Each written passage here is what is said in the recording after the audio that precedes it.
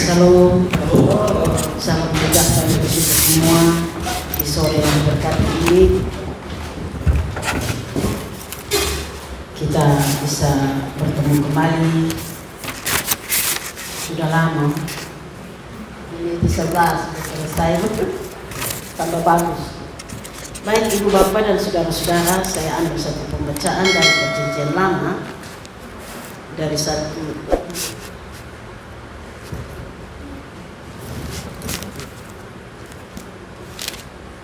Saya ambil satu pembacaan dari kitab Yosua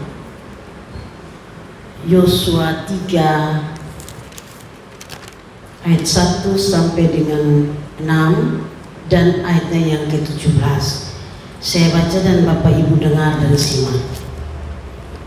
Yosua 3, menyeberang sungai Yordan. Yosua bangun pagi-pagi, lalu ia dan semua orang Israel berangkat dari Sitim, dan sampailah mereka ke sungai Yordan. Maka bermalam mereka di sana sebelum menyeberang. Setelah lewat 3 hari, para pengatur pasukan menjalani seluruh perkemahan dan memberi perintah kepada bangsa itu, katanya, segera sesudah kamu melihat tabut perjanjian Tuhan Allahmu yang diangkat pada para imam yang memang suku Lewi, maka kamu harus juga berangkat dari tempatmu dan mengikutinya. Hanya antara kamu dan tabut itu harus ada jarak kira-kira 2000 hasta panjangnya. Janganlah mendekatinya. Maksudnya supaya kamu mengetahui jalan yang harus kamu tempuh, sebab jalan itu belum pernah kamu lalui dahulu. Berkatalah Yosua kepada bangsa itu, kuduskanlah dirimu, sebab besok Tuhan akan melakukan perbuatan yang ajaib di antara kamu. Dan kepada para imam itu Yosua berkata demikian, angkatlah tabut perjanjian dan menyeberanglah di depan bangsa itu. Maka mereka mengangkat tabut perjanjian dan berjalan di depan bangsa itu. Ayat yang ke-17. Tetapi para imam pengangkat tabut perjanjian Tuhan itu tetap berdiri di tanah yang kering di tengah-tengah sungai Yordan, sedang seluruh bangsa Israel menyeberang di tanah yang kering, sampai seluruh bangsa itu selesai menyeberangi sungai Yordan. Puji Tuhan. Beberapa ayat yang kita bacakan yang akan menjadi tema untuk kita sore hari ini, saya pilih satu tema, saya tulis temanya mematahkan rintangan untuk hidup yang berkemenangan. Jadi kita sudah dengar ini kisah perjalanan bangsa Israel keluar dari Mesir di bawah pimpinan Yosua. Mereka dipanggil keluar dari Mesir untuk berjalan ke tanah Kanaan dengan satu harapan yang Tuhan berikan kepada mereka. Kalau mereka di Mesir itu sebagai budak, hidup dalam penderitaan, hidup dalam penindasan, hidup sulit sekali, dan mereka mengeluh, meraung. Kita bilang mereka sangat tertindas dan mereka meraung, lalu Allah mendengar. Allah sendiri turun dan melihat keadaan mereka. Lalu Allah utus Musa untuk pergi sampaikan berita baik ini kepada bangsa itu, bahwa mereka akan keluar dari perbudakan itu. Tuhan memberikan mereka satu negeri yang berlimpah susu dan madu. Ulangan 8 ayat 7 digambarkan oleh Musa menulis bahwa negeri yang baik, negeri dengan sungai, mata air, danau yang keluar dari lembah-lembah dan gunung-gunung. Lalu suatu negeri dengan gandum, jelai, dengan pohon anggur, pohon ara, dan pohon delima. Suatu negeri dengan pohon zaitun dan madunya. Satu negeri di mana engkau akan makan roti dengan tidak usah berhemat, di mana engkau tidak akan kekurangan apapun.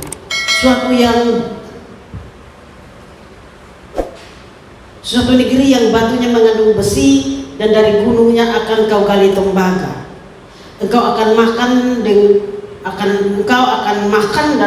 akan kenyang, maka engkau akan memuji Tuhan Allahmu karena negeri yang baik yang diberikannya kepadamu. Sebuah gambaran hidup yang lebih baik. Mungkin di Mesir seperti itu, susah, mau makan susah. Jadi berarti kalau kita susah-susah sulit dalam hal-hal yang gampang seperti itu tuh, mungkin kita masih ada di seberang, belum menyeberang. Jadi itu satu gambaran yang Tuhan berikan kepada orang Israel, lalu mereka berjalan dengan penuh harapan supaya kualitas hidup mereka pasti lebih baik. Saya kira sama seperti saya dan saudara, kita punya keinginan, kita punya harapan bahwa satu waktu keadaan kita akan berubah untuk lebih baik, memiliki kualitas hidup, taraf hidup yang lebih baik.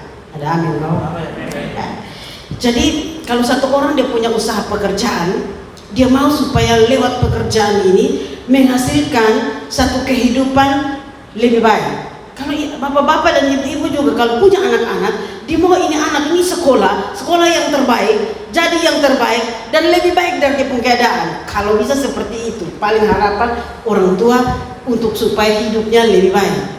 Kalau satu orang punya ekonomi ya masih pas-pasan, tentu dia akan berpikir bagaimana saya merubah kehidupan saya supaya ekonomi saya yang pas-pasan ini bisa menjadi satu kehidupan yang lebih baik, ekonomi yang lebih baik, karena Alkitab janji bahwa engkau akan makan dengan tidak takut kekurangan, engkau berlimpah. Itu target Tuhan untuk setiap orang yang percaya yang mau keluar dari Mesir menuju kepada tanah perjanjian untuk memiliki satu nilai kualitas hidup yang lebih baik. Jadi kisah perjalanan Israel keluar dari Mesir ini, dari gelap kepada terang, tidak semudah seperti Amsal tulis bahwa menerima apel di pinggan emas. Enak tuh apel segar, taruh lagi di piring emas, piring perak bukan emas, perak. Jadi gampang-gampang. Satu orang dia tanya sama saya, bilang ini, kenapa ya orang Israel keluar dari Mesir, terus jalan sole ini gampang, padahal bilang jalan. Kalau ikut di penggaris peta katanya lurus. Saya belum pernah ke Israel, tapi menurut orang bilang kalau menurut jalan itu dekat saja kalau jalan. Tapi Israel kok Tuhan pilih jalan harus lewat gunung. Itu kan cara Tuhan, maunya Tuhan. Proses untuk kita berjalan itu memang kadang harus melewati gurun. Kehidupan seperti itu, dari satu proses kepada proses yang lain untuk menuju kepada kehidupan yang lebih baik. Pepatah dunia bilang begini, bersakit-sakit dahulu, bersenang-senang kemudian. Jadi kalau instan, saya curiga, tidak bertahan. Tapi kalau melewati satu proses perjalanan seperti itu, sakit-sakit duluan, nanti senang dari belakang. Halo? Nah, Israel begitu, dia berjalan dari satu etape kepada etape yang lain dia melalui perang. Ada peperangan di dalam hidup kita. Peperangan apa yang kita harus perangi untuk mengalahkan ini, mematahkan ini, rintangan untuk supaya kita sampai ke seberang. Karena di seberang itu tanah perjanjian.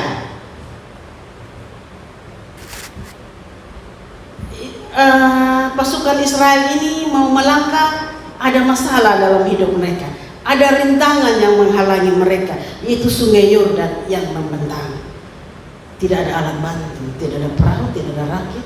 Saya baca ini, saya pikir-pikir, kalau menurut logika saya, orang itu kan banyak, 2 juta lebih perjalanan itu, 600 orang kuat yang berjalan kaki, lalu belum yang pegang pedang, masih ada banyak orang kuat-kuat. Suruh dong pegang parang, dipotong itu kayu, makanya bikin jembatan, ya toh, supaya jalan, bikin perahu, rakit kok, supaya menyeberang.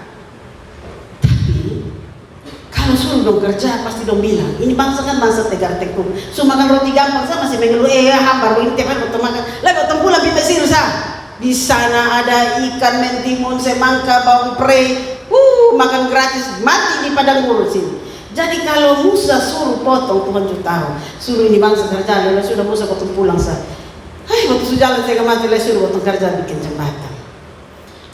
Ada orang yang sudah bisa mau untuk susah-susah begitu, mungkin dia perlu mujizat.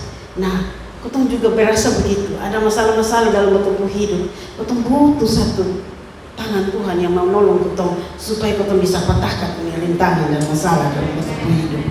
Jadi bagaimana ini hidup yang berkemenangan, mematahkan ini rintangan untuk supaya ketemu hidup ini berkemenangan dalam situasi pandemi seperti ini. Kalau ketemu pasang telinga kiri kanan, banyak orang mengeluh susah. Kita ketemu ini tukang ojek bilang, mama yang anak sekolah sudah sekolah lah nih, kita suruh duduk di rumah nganggur nih, soal ada kerja apa-apa, mau dapat penghasilan dari mana? Yang mau jual berpatusan jalan buat anak sekolah yang biasa naik. Orang yang berjual dekatin sekolah, yang betul sudah usaha jual, kok ada sekolah yang beli kotong makanan. Semua orang mengeluh. Sementara kebutuhan banyak, karena orang bilang, mesti tambah makan vitamin. Dulu betul perlu vitamin, makan apa ada secukup, betul lupa yang vitamin. Situasi ini mendesak, ikut harus beli vitamin. Vitamin harga yang dulu biasa-biasa, sekarang dia naik berapa kali lipat. Betul kebutuhan banyak, sedangkan betul pendapatan pas-pasan. Ini masalah-masalah rintangan yang ada di dalam bertumbuh hidup. Betul perlu satu bantuan bagaimana caranya memecahkan rintangan ini. Orang Israel berjalan untuk masuk di tempat yang lebih baik, karena Tuhan menjanjikan bahwa negeri perjanjian itu di seberang sana, bukan di sini. Beberapa pasukan yang gagal untuk sampai ke seberang itu suku Ruben setengah dan Manase setengah, itu kan mereka tidak mau tuh menyeberang, mereka tinggal di situ. Tapi orang-orang yang berhasil tembus sampai ke tanah perjanjian, itu orang-orang yang luar biasa. Nah, kita juga mau bagaimana kita berhasil tembus untuk memecahkan ini masalah. Kitab Yosua dia memberikan solusi untuk setiap rintangan yang kita hadapi. Kalau Israel waktu itu di bawah pimpinan Yosua, masalah yang mereka hadapi. Kalau di Musa pertama masalah mereka laut terbelah. Sampai di Yosua Sungai Yordan menghalangi. Kalau Sungai Yordan menghalangi waktu laut itu, Tuhan suruh Musa pakai tongkat ya. Tongkat laut dia bergulung-gulung tinggi ke tembok, lalu Israel jalan. Tapi untuk Sungai Yordan ini, kalau beta punya konsep manusia biasa betul suka pakai cara yang lama. Kan pengalaman, dalam pengalaman ialah guru yang baik. Iman Kristen tidak seperti itu. Iman Kristen solusi untuk iman tidak seperti itu. Tuhan punya cara tersendiri untuk menolong setiap masalah kita, persoalan kita dengan cara Tuhan, bukan copy paste cara yang lama. Jadi hati-hati, jangan kita bisa memberi kesaksian bagaimana Tuhan tolong kita, supaya orang terinspirasi. Oh iya, Tuhan ada, Tuhan tolong. Tapi ingat, tidak boleh pakai dia punya cara untuk kita copy paste, sebab Tuhan itu setiap hari rahmatnya selalu baru. Dia punya 1001 macam cara untuk menolong kita dengan cara dan kehendaknya dia. Ada amin? Nah, jadi yang pertama ayat yang kelima, solusi yang Yosua berikan untuk dicatat ini untuk kita. Berkatalah Yosua kepada bangsa itu, kuduskanlah dirimu, sebab besok Tuhan akan melakukan perbuatan yang ajaib di antara kamu. Kuduskanlah dirimu. Dia minta supaya orang Israel menguduskan dirinya. Solusi yang pertama itu, kuduskanlah dirimu. Saya mau bilang, menguduskan diri ini berarti bahwa kita mengkhususkan diri kita kepada Tuhan, memisahkan diri kita dari orang dunia, untuk dibedakan dari orang dunia. Berarti kita walaupun ada di dunia ini, tapi hidup kita tidak duniawi. Maksudnya begitu. Jadi kita menguduskan diri kita, kita harus bisa membedakan diri kita dengan orang dunia, supaya kita lain, kita menjadi spesial, kita menjadi khusus untuk Tuhan. Itu pengertian kuduskanlah dirimu. Kalau Tuhan bilang hendaklah kamu kudus, memang hidup kita harus dibedakan dengan orang-orang dunia. Kalau orang-orang dunia hari Minggu dia santai, dia piknik, main catur. Kalau kita ajak ke gereja, hari Minggu gereja kok, hari cuci pakaian, hari mau pergi pasar, hari kumpul-kumpul arisan. Ada saja cara mereka menolong. Tapi kalau orang-orang percaya, orang-orang yang Tuhan pilih untuk khusus dikuduskan untuk Tuhan, dia tahu bahwa Tuhan bilang kuduskanlah hari Sabat. Berarti hari yang ditentukan Tuhan untuk kita kuduskan. Ini bukan masalah harinya. Kalau perjanjian lama masih harinya, tapi perjanjian baru bukan harinya, tetapi hari yang dimana Tuhan atas hari itu sudah mengalahkan semua maut, musuh, segala macam. Itu yang kita perlu hormati dia. Makanya hari Minggu adalah hari kemenangan Kristus, di mana kita orang-orang yang percaya kepada Kristus, yang sudah menang dari kuasa kegelapan, datang untuk berbuat bakti kepada dia sebagai tanda ucapan syukur kepada Yesus Kristus. Ada amin? Amin. Jadi, gereja kalau pandemi ini ketemu online sah. Online juga bagus. Ini online karena buka HP, baik ubi datang loh. Bedengar kau sampai baik kupas ubi, asal tu bikin kolak kau betul makan.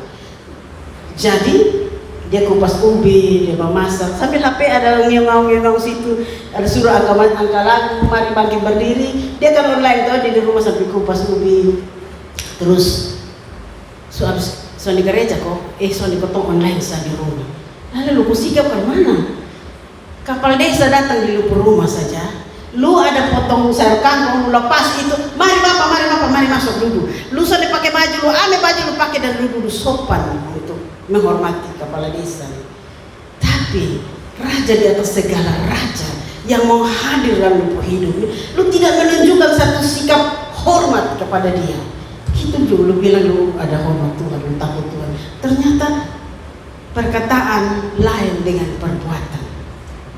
Tapi kalau orang-orang yang mengerti bagaimana dia menguruskan Tuhan, dia menghormati hadirat Tuhan, walaupun dia online di rumah, tapi sikapnya dia menunjukkan penghormatan kepada hadirat Tuhan.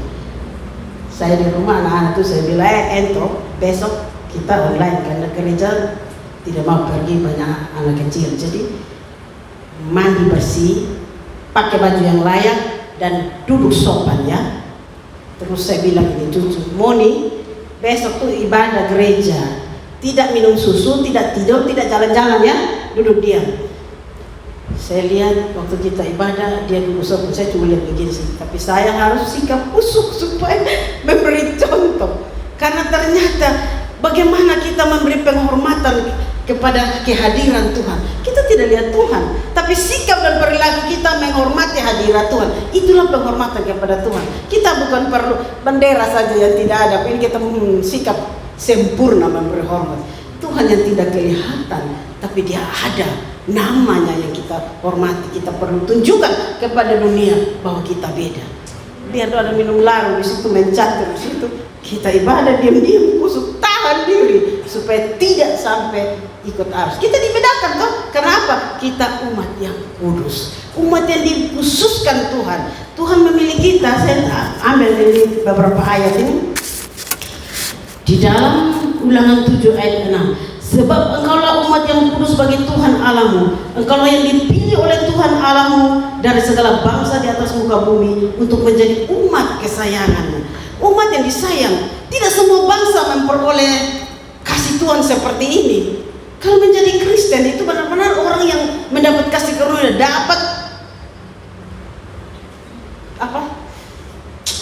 pandangan Tuhan untuk lihat kita, dia pilih, dia panggil.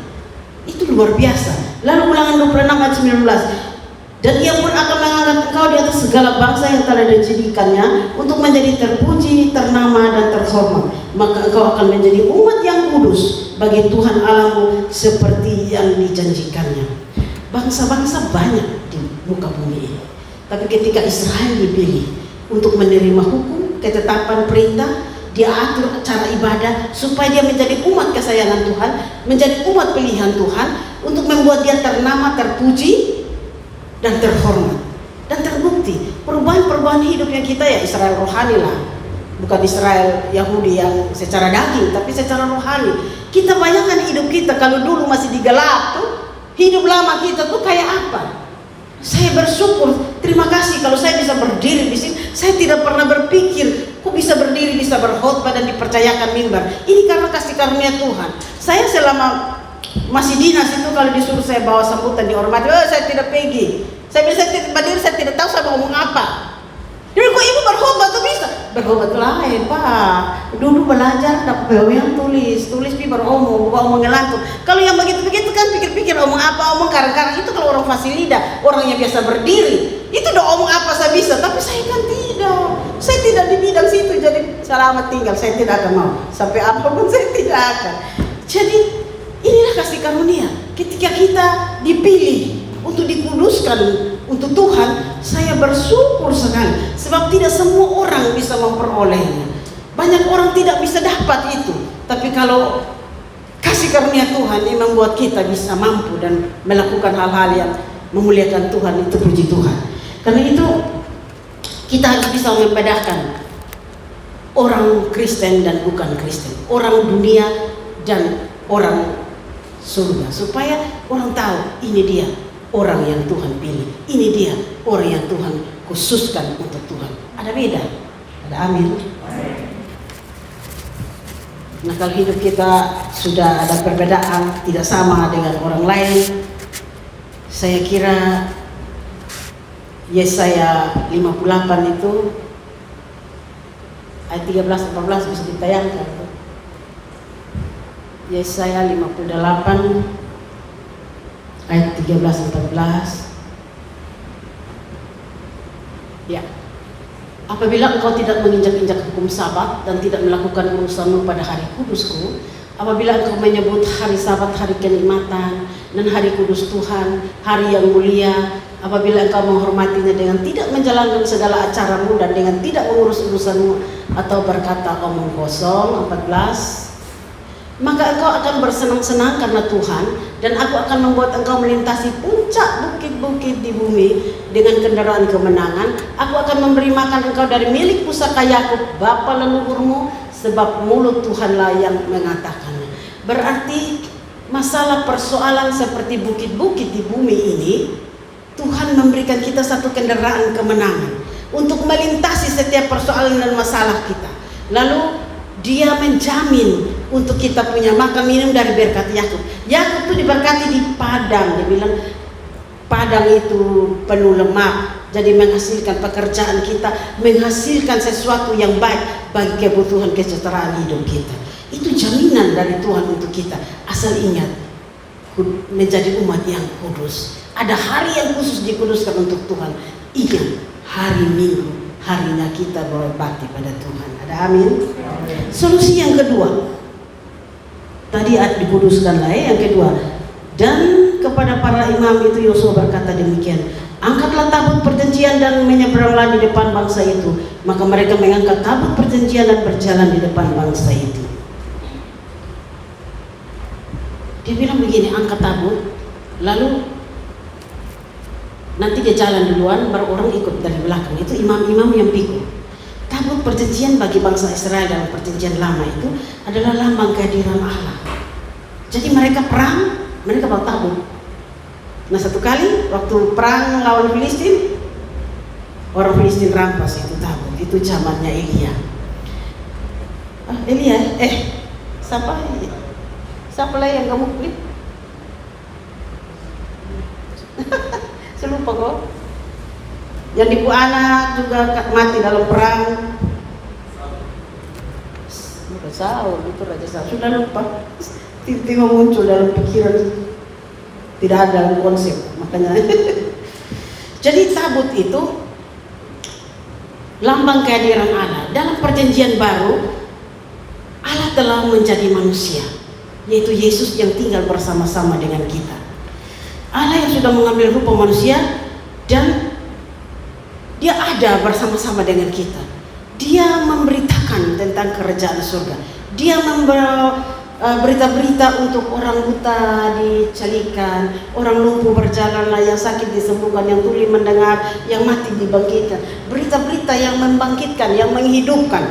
Nah, setiap masalah kita, tentu kita perlu Yesus. Kita perlu firman-Nya, supaya kita pakai firman Tuhan itu sebagai penunjuk arah kita. Kalau orang Israel dia bilang ikut itu tabut jalan di luar, lalu kamu ikut. Kita ikut Yesus. Yesus punya perkataan bilang apa, kita ikut. Saya mau kasih contoh, misalnya begini, kita ada masalah sakit ya. Mazmur 107 ayat 20 dibilang begini, disampaikannya firman-Nya dan disembuhkannya mereka. Jadi dia kasih tahu firman, cara sembuhnya bagaimana, cara melayani orang ini bagaimana, lalu disembuhkan. Nah, yang menyembuhkan ini kan Tuhan Yesus. Lalu saya mau kasih contoh ketika Naaman sakit kusta. Ini orang sakit kusta. Naaman ketika sakit kusta, dia pergi cari nabi di Israel. Waktu itu zaman Elisa. Lalu ketika dia sampai ke Israel, Elisa tidak keluar, hanya bilang begini, kasih tahu dia, celop di Yordan 7 kali. Kita tahu ceritanya kan? Itu Naaman marah-marah. Ini pejabat besar datang, dia sengkador kasih tahu di pemuka hidung juga. Disuruh beta celop di Yordan. Yordan terlalu apa? Di beta punya negeri itu sungai Damsik, sungai Parpan, Abana lebih bagus dari ini Yordan. Tapi apa yang keluar dari mulut Tuhan itu tidak pernah gagal, tidak pernah pulang kembali dengan sia-sia. Satu hamba yang sudah ada nama di Alkitab, dia cuma bilang begini, Tuhan, kalau disuruh Tuhan yang suka, pasti Tuhan mau toh, Tuhan lakukan untuk kesembuhan. Apa dia disuruh dicalon dia dan 7 kali, lalu dia pergi. 1, 2, 3, 4, 5, 6, 7 dia keluar. Wow, tidak ada Allah di bumi ini selain ada di Israel. Lalu dia sembuh. Dia sembuh di Yordan 7 kali. Pasti ini berita tersiar, keliling dunia. Wah, Naaman sembuh dari kusta, terjun di Yordan 7 kali sembuh. Waktu itu Tuhan Yesus bilang di Lukas 4 ayat 27, pada zaman Elisa banyak orang sakit kusta di Israel, tapi hanya Naaman saja yang ditahirkan. Berarti waktu itu banyak orang sakit kusta. Kalau Naaman sembuh di Yordan, berita tersiar pas sama orang piceluk, tidak sembuh, hanya tetap kusta. Kenapa?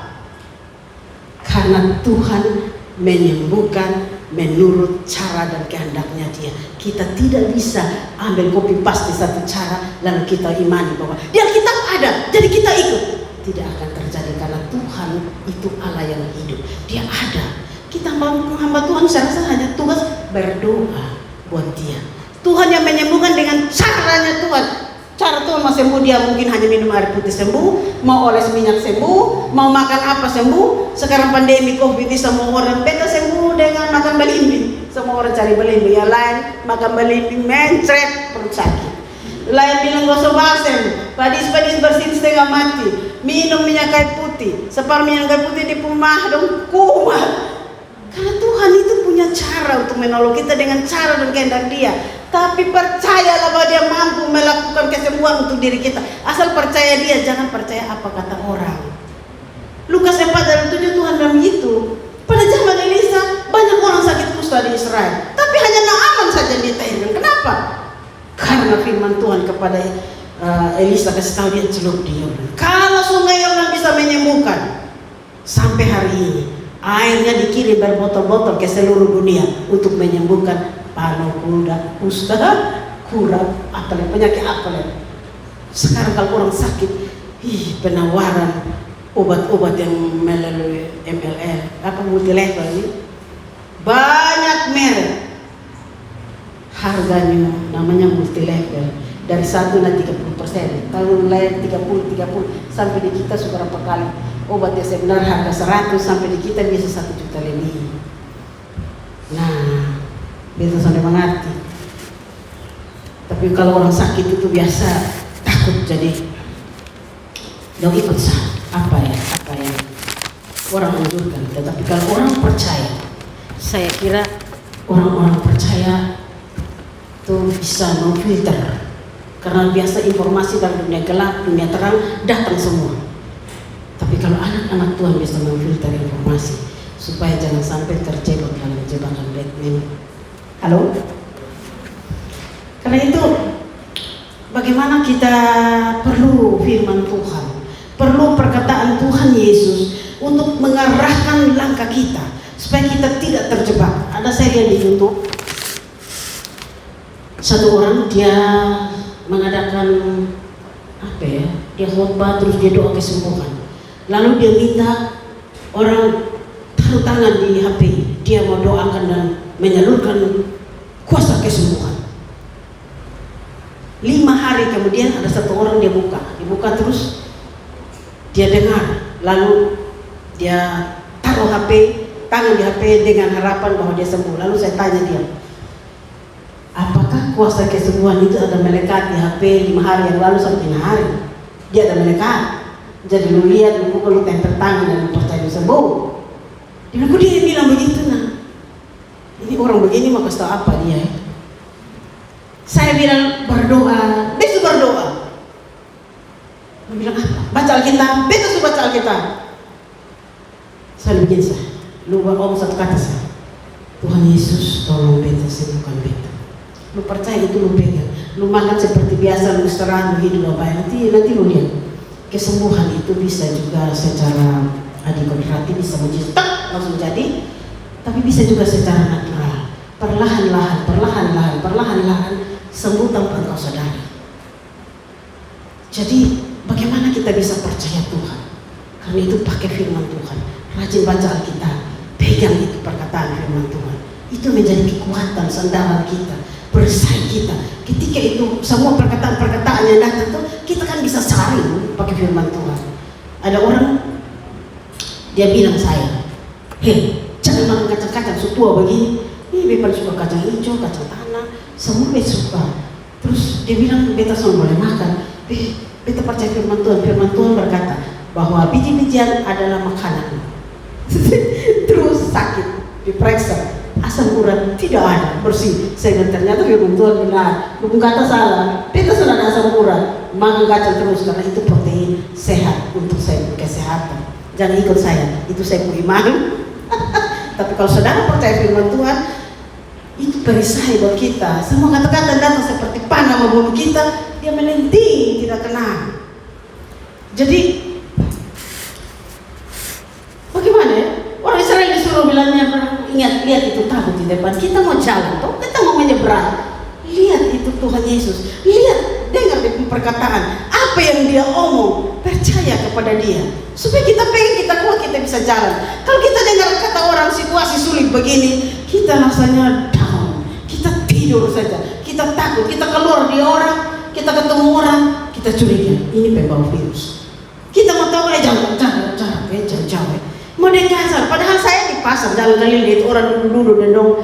Oh, di pasar ini ada semua tikus itu. Sudah ada, sudah dengar. Oh, emang kenapa? Gue takut sekali. Otomatis orang rumah, terus oleh mau terima takut, jangan sampai pembawa virus. Aduh, sangat dibatasi. Karena itu saya mau supaya kita tetap belajar dari ini kebenaran firman Tuhan, bahwa kalau firman Tuhan yang kita baca itu adalah sebuah kebenaran yang membawa kepada kehidupan. Kalau semua orang bisa baca Alkitab, tapi tidak semua orang bisa mengerti dan tanggap kalau bukan perintah dari surga datang. Contohnya di Daniel 8 itu dia ada tulis waktu Daniel berdoa dapat penglihatan tentang akhir zaman. Dia sudah mengerti, tapi Tuhan perintahkan Gabriel untuk pergi dan kasih tahu dia, ajar dia, kasih dia pengertian. Jadi ternyata kalau kita baca Alkitab, baca sampai dapat itu pengertian. Ketika Paulus memberitakan firman Tuhan, Lydia di Kisah Rasul itu Lydia dengar-dengar. Lalu Tuhan, Alkitab bilang Tuhan membuka hatinya supaya dia mengerti apa yang dikatakan oleh Paulus. Ternyata soal kebenaran, soal kita baca ini, kalau tidak ada perintah dari surga, tidak ada gerakan dari surga untuk kita memahami, kita tidak bisa mengerti. Itu Zakir Naik baca Alkitab. Lihat dia khotbah, dia punya dia ngomong ayat Alkitab. Yahya Waloni baca Alkitab. Tapi lihat dapat haluan kiri semua. Siapa yang dapat haluan kebenaran ini kalau bukan dari Tuhan? Karena itu kita harus pegang betul-betul. Baca ini, dengar orang-orang yang memberitakan kebenaran. Kalau tidak kita dengar dari luar-luar ini, kita bingung. Di YouTube ini juga ada khotbah-khotbah yang sudah melenceng-melenceng dari kebenaran. Kita harus bisa saring. Kalau tidak kita terjebak. Bagaimana supaya kita bisa tahu di 1 Petrus berapa ya? Saya ada tulis yang lupa, tapi semoga ada di sini. Oh, 2 Petrus 1 ayat 20. Nubuat-nubuat di dalam kitab suci tidak boleh ditafsirkan menurut kehendak sendiri. Sebab tidak pernah nubuat dihasilkan oleh kehendak manusia, tetapi oleh dorongan Roh Kudus orang-orang berbicara atas nama Tuhan. Jadi itu tuntunan Roh Kudus untuk mengerti kebenaran. Kalau tidak kita semua miring nanti kayak Waloni sama kayak Zakir Naik. Omong ayat lancar, satu omong dia tanya ditapa ayat firman Tuhan. Tapi tidak ada nilai kebenaran, tidak membawa orang kepada perubahan, tidak membawa orang kepada pertobatan. Semua miring habis. Tapi kalau dari surga yang bertindak untuk kita, dia membuka mata kita untuk melihat hal-hal yang membawa perubahan dalam hidup kita, supaya hidup kita hari lepas hari disempurnakan untuk berjalan menuju kepada hal-hal yang lebih baik. Kalau rohani kita baik, jasmani kita pasti baik. Ada amin? Yang terakhir,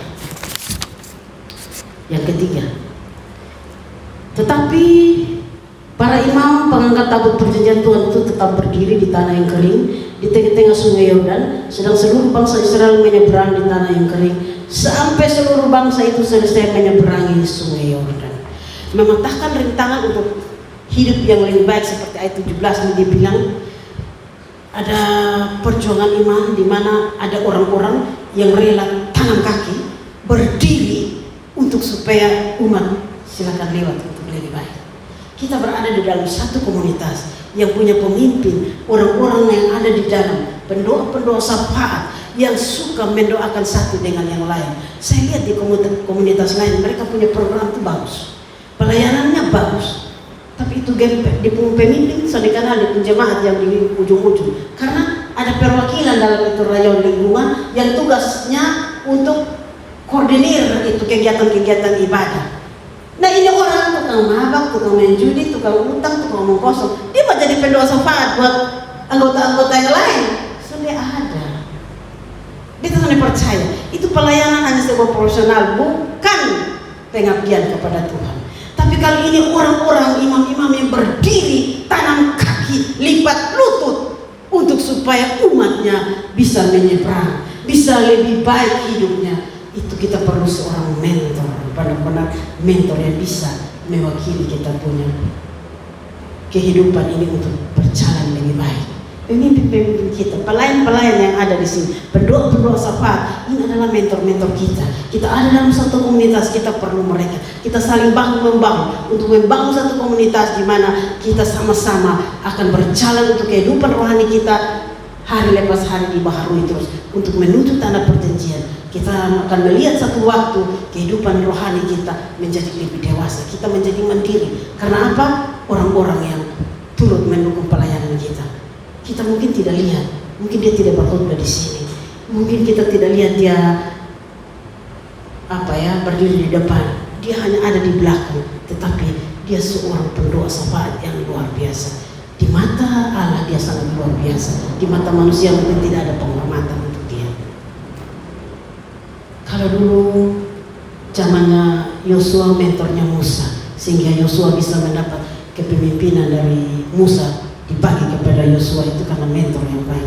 Kalau sekarang zaman kita ini ada Roh Kudus yang menjadi mentor kita, supaya memimpin kita ketika kita membaca Alkitab, kita merenungkan Alkitab, Roh Kudus akan menerjemahkan, memberi pengertian, mengingatkan kita akan perkataan-perkataan Tuhan Yesus, supaya kita bangkit, kita maju dan berjalan terus. Kehidupan yang lebih baik, yang berkualitas, mematahkan rintangan untuk hidup yang lebih baik. Satu, hidup kudus. Kedua, pegang perkataan Tuhan Yesus, firman Tuhan sebagai pegangan. Dan yang ketiga, kita perlu orang-orang lain bersama dengan kita, bahu-membahu. Kita harus ada mentor di dalam hidup kita, yaitu Roh Kudus yang selalu menuntun hidup kita.